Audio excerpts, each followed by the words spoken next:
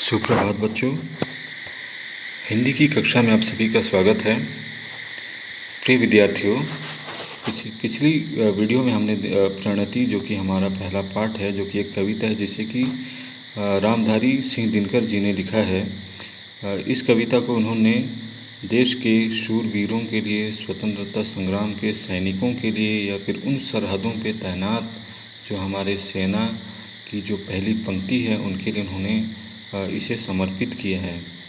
तो प्रिय विद्यार्थियों, इस वीडियो में हम प्रणति के अंतर्गत जो कविता है उसके सरलार्थ के बारे में हम पढ़ेंगे। प्रणति का अर्थ होता है प्रणाम करना। नत अर्थात झुकना, अर्थात हम जब भी हम किसी की इज्जत करते हैं, किसी को श्रद्धांजलि देते हैं, या फिर किसी का हम उन्हें बड़ा मानते हैं, तो हमारी भारतीय संस्कृति के अनुसार हम उन्हें प्रणाम कहते हैं। तो प्रणति का अर्थ होता है प्रणाम करना। तो इस कविता के अंतर्गत आज हम सरलार्थ के बारे में पढ़ेंगे। तो प्रिय विद्यार्थियों, ध्यान से सुनिएगा। पहला जो पद है, जला अस्थियाँ बारी बारी, जिन्होंने छिटकाई चिंगारी, जो चढ़ गए पुण्य वेदी पर, लिए बिना गर्दन का मोल, कलम आज उनकी जय बोल। इन पंक्तियों में कवि ने देश प्रेम और राष्ट्रीयता की भावना से ओतप्रोत देशभक्तों के बलिदान का वर्णन किया है। कवि कहते हैं कि हे कलम, उन वीर शहीदों की विजय का गान कर, प्रशंसा के गीत गा, जिन्होंने अपना सब कुछ बलिदान करके क्रांति की भावना जागृत की और नई चेतना फैलाई, तथा जिन्होंने बिना किसी मूल्य के कर्तव्य की पुण्य वेदी पर स्वयं को न्यौछावर कर दिया। तो इन पंक्तियों का अर्थ आप सभी को समझ में आ गया होगा। हम आगे देखेंगे। अगली जो पंक्ति है, जो अगणित लघुदीप हमारे, तूफानों में एक किनारे, जल जल कर बुझ गए किसी दिन, मांगा नहीं स्नेह मुँह खोल, कलम आज उनकी जय बोल। अगणित, अगणित का अर्थ होता है जिसकी हम गणना नहीं कर सकते, अर्थात जिसकी गिनती नहीं कर सकते। लघु का अर्थ होता है छोटा। दीप अर्थात दीपक। तूफानों में एक किनारे। इन पंक्तियों में दिनकर जी ने निस्वार्थ भाव से देश पर न्यौछावर होने वाले वीरों का गुणगान किया है। कवि कहते हैं, हे कलम, उनका विजय गान कर, जो असंख्य छोटे दीपक जलकर बिना तेल के बुझ गए, अर्थात जो सैनिक हैं, जो कि सरहदों पर जो तैनात हैं, या फिर देश की स्वतंत्रता के लिए जो सैनिक हैं, वे एक किनारे तूफान अर्थात हमारे शत्रुओं से लड़कर वे धीरे धीरे क्या अपने आप को उन्होंने देश की खातिर बलिदान कर दिया। उन अगणित वीरों का यशगान कर, जो देश की आन पर मर मिटे, परंतु उन्होंने किसी प्रकार से स्नेह की मांग नहीं की। मांगा नहीं स्नेह का मुँह खोल, अर्थात उन्होंने कभी भी अपने प्राणों की बलिदान के बदले में हमसे उन्होंने कुछ नहीं मांगा, बल्कि देश की शान के लिए वो उस पर मर मिटे। उन्होंने अपने प्राणों की परवाह किए बगैर वे अपने आप को उन्होंने देश के लिए बलिदान कर दिया।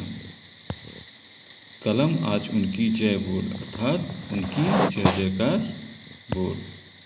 अगली पंक्ति है, पीकर जिनकी लाल शिखाएं, उबल रही लू लपट दिशाएं, जिनके सिंहनाद से सहमी, धरती रही अभी तक डोल, कलम आज उनकी जय बोल। तो इन पंक्तियों में कवि ने यह वर्णन किया है कि किस प्रकार वीरों अर्थात सैनिकों के सिंहनाद, सिंहनाद का अर्थ होता है उनके आवाज़ से किस प्रकार जो शत्रु हैं वे भयभीत हो जाते हैं। तो इन पंक्तियों में कवि ने कहा है, पीकर जिनकी लाल शिखाएं। शिखाएं का अर्थ होता है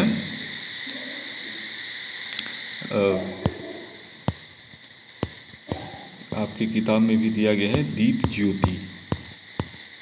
तो यहाँ पर कवि कहते हैं कि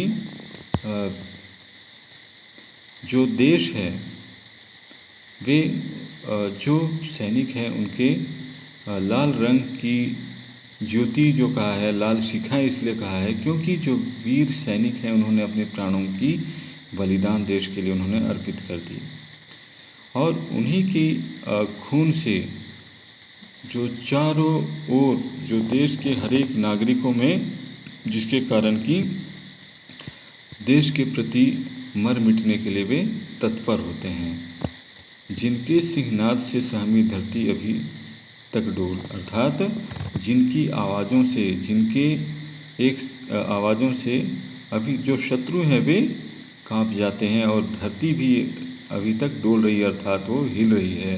कलम आज उनकी जय बोल। इन पंक्तियों का आशय यह है कि देश के पर मर मिटने वाले सैनिकों की लाल रक्त से पूरी धरती, जो देश की धरती है वो लाल हो चुकी है और उस लाल रंग जो कि हमारे वीर सैनिकों के बलिदान के गवाह हैं, उन्हें देखकर जो देशवासी हैं, जो देश के जो नागरिक हैं, वे भी अपने देश की खातिर मर मिटने के लिए सदैव तैयार रहते हैं। तो कलम उनकी जय बोल। ये पद है। अगला पद है अंधा चका चौंध का मारा, क्या जाने इतिहास बेचारा। साक्षी हैं उनकी गवाह के सूर्य चंद्र भूगोल खगोल, कलम आज उनकी जय बोल। अंधा चका चौंध का मारा, अर्थात इन पदों में कवि ने कहा है कि जो नौजवान है, जो नई पीढ़ी है, वे इन जो सैनिक हैं उनके बलिदानों को नहीं जानती है, जिसके कारण कि कवि ने ऐसे लोगों को अंधा कहा है। चका चौंध का मारा, चका चौंध का अर्थ होता है चमक, अर्थात आधुनिक युग के जो युवक हैं, वे अंधे हैं, जो कि चमक, जो दुनियावी जो मायामोह है उन पर वे उनके कारण कि अंधे हो चुके हैं और इस अंधेपन के कारण वे जो हमारे जो इतिहास है उसे वे नहीं जानते हैं, किंतु उस जो अमूल्य इतिहास, अनमोल इतिहास है, उसके जो गवाह हैं, उनकी महिमा के जो गवाह हैं वो हैं सूर्य अर्थात सूरज, चंद्र, चंद्रमा, भूगोल अर्थात पृथ्वी, खगोल अर्थात ब्रह्मांड। तो ये सभी इनके साक्षी हैं। तो ऐसे वीर सैनिकों, शूरवीरों को कवि जय या फिर उनकी जय जयकार करने के लिए कहते हैं। तो ये बच्चों, ये इस कविता का सरलार्थ था, आपको ज़रूर समझ में आया होगा। यदि नहीं समझ में आता है तो आप व्हाट्सएप नंबर पे मुझे मैसेज कर सकते हैं। जो भी आपकी शंकाएं हों उनका समाधान आपको जरूर मिले। कठिन अर्थ सहित कठिन शब्दावली दिखेगा। अस्थि अर्थात हड्डी, छिटकाई का अर्थ है सुलगाई, अगणित मतलब असंख्य, शिखा का अर्थ है दीप ज्योति, सिंहनाद गर्जन, सहमी डरी हुई, चकाचौंध चमक, साक्षी का अर्थ है गवाह, महिमा महानता, खगोल ब्रह्मांड। ये कुछ कठिन शब्द हैं, तो इन्हें आप लिखकर और इनके अर्थ को ज़रूर समझने की कोशिश कीजिएगा। अब अगला जो हमारा है जो अभ्यास प्रश्न है, तो मौखिक प्रश्न है। तो पहला है सही उच्चारण कीजिए। तो सही उच्चारण करना है अस्थियाँ, पुण्य, स्नेह, शिखाएँ, सिंहनाद, चकाचौंध, महिमा।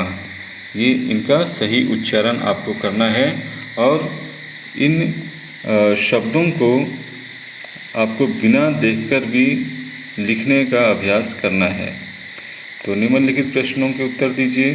पहला प्रश्न है किसने स्वतंत्रता की चिंगारी सुलगाने में अपनी अस्थियां जला दी?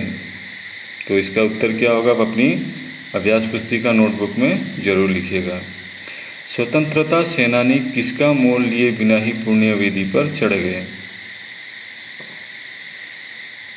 अर्थात जो स्वतंत्रता सेनानी है, जो सैनिक हैं, वे किसका मोल लिए बिना, अर्थात वे किसकी परवाह किए बिना अपने आप को उन्होंने देश के खातिर बलिदान कर दिया। तो इसका उत्तर लिखना है। ग, प्रणति कविता में चकाचौंध का अर्थ क्या है? तो चकाचौंध का अर्थ मैंने बताया है, आप वीडियो दोबारा फिर से आप प्ले करके आप देख सकते हैं। घ है, सूर्य, चंद्र, भूगोल और खगोल किसकी महिमा के साक्षी हैं? अर्थात जो सूर्य है, चंद्रमा है, भूगोल अर्थात पृथ्वी और खगोल किसकी महिमा अर्थात किसकी जो बलिदान है उसके साक्षी हैं अर्थात गवाह हैं। तीसरा है, रामधारी सिंह दिनकर द्वारा रचित प्रणति में किसकी महिमा का बखान किया गया है तथा क्यों किया गया है? तो इस कविता में किसका बखान किया गया है? संक्षेप में तर्कपूर्ण उत्तर दीजिए।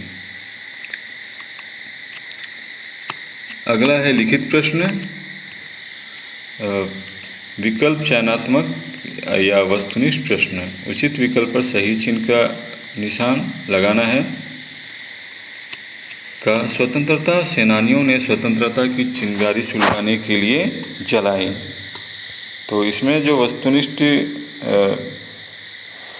जो उत्तर है क्या होगा उसे आप लिखिएगा। पहला है मोमबत्तियाँ, दूसरा अपनी अस्थियाँ, तीसरा फूलझड़ियाँ।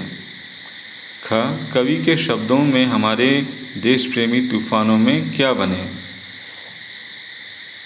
पहला दीप, दूसरा जहाज, तीसरा नाविक। स्वतंत्रता प्रेमियों के गर्जन से कौन सहम उठा? आकाश, दूसरा पाताल, तीसरा धरती। कौन सहम उठा उसे आप सही निशान चिन्ह लगाइएगा। कवि किसके इतिहास से अनभिज्ञ होने की बात कर रहे हैं? सूर्य को, दूसरा चंद्र को या चकाचौंध के मारे अंधे को। तो क्या होगा लिखिएगा। अति लघुत्तरीय प्रश्न। निम्नलिखित प्रश्नों के उत्तर एक या दो शब्दों में दीजिए। कवि किसे जय बोलने के लिए कह रहा है?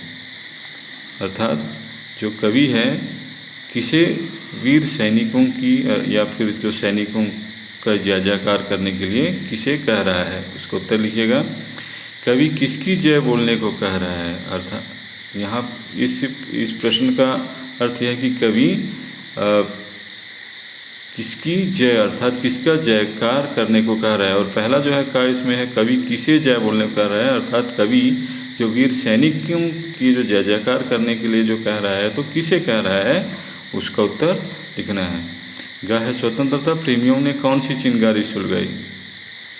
अर्थात स्वतंत्रता प्रेमियाँ जो अपने बलिदान के द्वारा उन्होंने देशवासियों के लिए या फिर देश के नागरिकों के लिए उन्होंने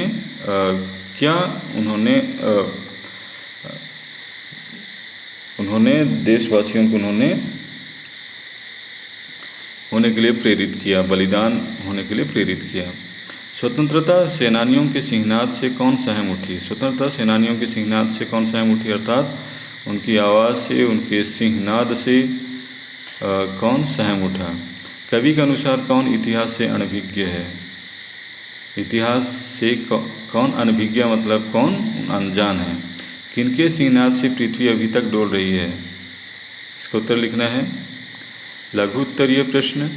निम्नलिखित प्रश्नों के उत्तर एक दो वाक्य में दीजिए। का स्वतंत्रता सेनानियों ने अपनी अस्थियां जलाकर कौन सी चिंगारी सुलगाई? अर्थात उन्होंने क्या प्रेरणा दी देशवासियों के लिए उसे उत्तर में लिखना है। दूसरा, स्वतंत्रता सेनानियों ने देश के लिए बलिदान देने का मोल क्या लिया? अर्थात उन्होंने अपने आप को शहीद जब वे हो गए तो उसके बदले में उन्होंने क्या लिया? स्वतंत्रता की चिंगारी के कारण चारों दिशाएं किस चीज़ से उबल पड़ी? तो जिस प्रकार से जो वीर सैनिक हैं उन्होंने अपने आप को देश के प्रति समर्पित करके उन्होंने देश के लोगों को कौन सी प्रेरणा दी उसका उत्तर लिखना है। कवि किसको स्वतंत्रता सेनानियों की गाथा की जय बोलने के लिए कह रहा है? किसे कह रहा है? हमें कह रहे हैं। इस कविता से हमें क्या प्रेरणा मिलती है? अर्थात इस कविता को पढ़कर हमें कौन सी प्रेरणा मिलती है? इसका उत्तर आप लिखिएगा। दीर्घ उत्तरीय प्रश्न। भावार्थ स्पष्ट कीजिए। का और खा दोनों है, जो कि मैंने जब सरलार्थ बताया उस समय मैंने बता चुका है, और उसी को समझकर आप अपनी जो अभ्यास पुस्तिका उस पर ज़रूर लिखिएगा बच्चों। निम्नलिखित पद्यांश पर आधारित दिए गए प्रश्नों के उत्तर लिखिए। तो ये जो पद्यांश है, अंधा चकाचौंध का मारा क्या जाने इतिहास बेचारा, साक्षी हैं उनकी गवाह के सूर्य चंद्र भूगोल खगोल, कलम आज उनकी जय बोल। उपयुक्त पंक्तियों की कविता व कवि का नाम लिखिए। तो ये जो पंक्तियां हैं, जो कविता का नाम जो कि सबसे शुरुआत में मैंने आपको स्क्रीन पे दिखाया था वो, और इसके कवि कौन हैं उसे भी मैंने आपको बता दिया है। तो कौन है उसे लिखिएगा। स्वतंत्रता सेनानियों की महिमा के कौन कौन साक्षी हैं, अर्थात जो स्वतंत्रता सेनानी हैं तो उनके बलिदान या फिर के गौरव को किसने किसने देखा है, कौन कौन उनके साक्षी हैं, उसे लिखना है। और ये इन प्रश्नों का जो उत्तर है, ये जो पंक्तियां हैं, इन्हीं पंक्तियों के माध्यम से आपको देना है। यहाँ घ है, यहाँ किसकी महिमा की बात की गई है। इससे पहले इतिहास को अंधा चकाचौंध का मारा क्यों कहा गया है, तो क्यों कहा गया है आपने ज़रूर समझा होगा, लिखिएगा। कवि का कलम से उनकी जयकार बोलने के लिए कहने का क्या अभिप्राय है। तो आज के लिए इतना ही बच्चों। हम अगले जो वीडियो होगी, जो भाग 3 होगा, उसमें शब्द भंडार देखेंगे।